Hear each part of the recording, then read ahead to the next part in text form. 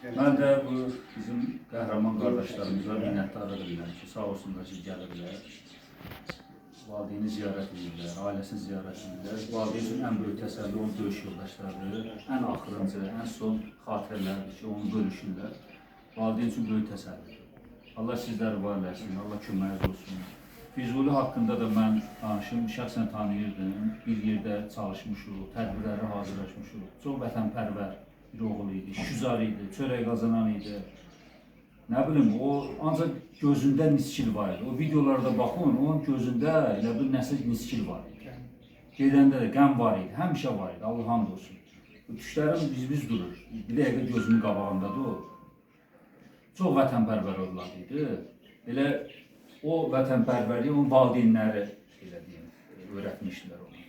Elə Əhmədin, Fəridin və digər bizim şəhidlərimizin də elə deyim, o dəfn mərasimlərində də iştirak edir. Həmişə də öz elə deyim, statuslarında, öz danışıqlarında, şəhid məclislərində iştirak edir, bir daha onu göstərir. Onun da nəticəsində könüllü olaraq getdi və qəhrəmancasına şəhid oldu. Özündən sonra bir böyük bir ad bıraktı, ad qoydu. Və həmişə də yaşayacaq. Bu cür qəhrəmanlarımız bizim hər zaman yaşayacaqlar.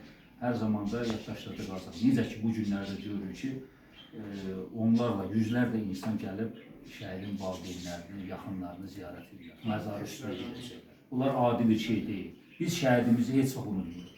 Azərbaycan xalqı heç vaxt ola bilməz ki, şəhidlərini unutsunlar. Biz vətənpərvər bir xalqıq, xalqın övladlarıyıq. İnşallah nə qədər də gücümüz var. Qardaşlar Allah can sağlığı versin, hər il gəlsinlər, valideyni yanında olsunlar. Valideyn bizi gözləməz, sizləri gözləyir. Onu bilin ki, sizləri gözləyir. Gözü həmişə yol çəkir, sizləri görsün. Çünki onlar övladlarının, belə deyim, qoxularını sizdən alırlar. Sağ olun.